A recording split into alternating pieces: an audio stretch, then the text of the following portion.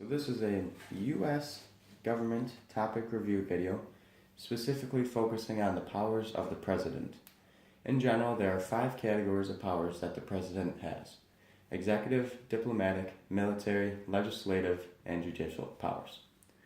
For the executive powers, the president is the chief executive, which means he can carry out, enforce, and administer all federal laws.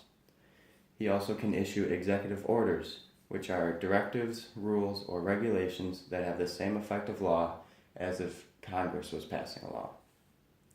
The president also has the appointment power, which he can nominate ambassadors, cabinet members, directors of federal agencies, federal judges, and U.S. marshals or attorneys.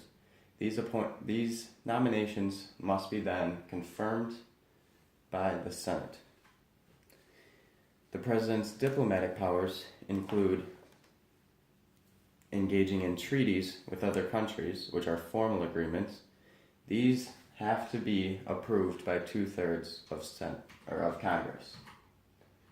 On the other hand, executive agreements are informal agreements between the president and the head of a foreign country, and these do not need to be approved by Congress.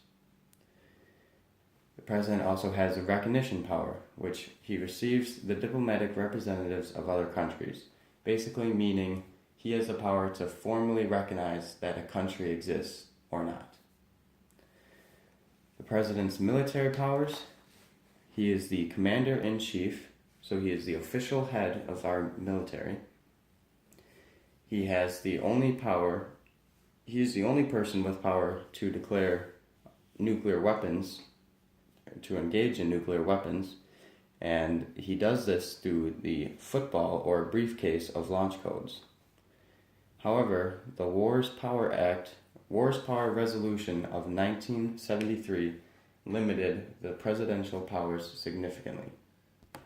The resolution declared that within 48 hours of sending troops into combat, the president must report to Congress the purpose and scope of his action.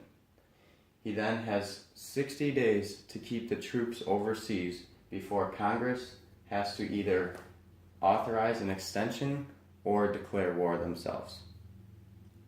For the legislative powers, he cannot pass legislation, but he can recommend it, and he usually does that through his State of the Union address, where he hints at certain policies or issues that he wants to be discussed in Congress.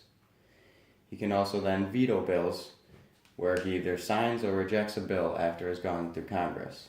Or he can pocket veto it, which would be doing neither, and after 10 days, he just doesn't sign it, doesn't reject it, and it depends on whether Congress is still in session or out of session, if that bill will become a law.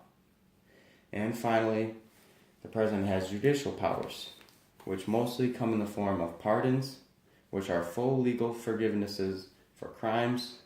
These usually come to prominent supporters of the president through their rise to power, through their elections, and amnesty, which is a blanket pardon that covers a group of people.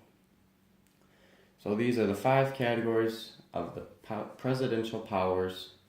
I hope you enjoyed the video.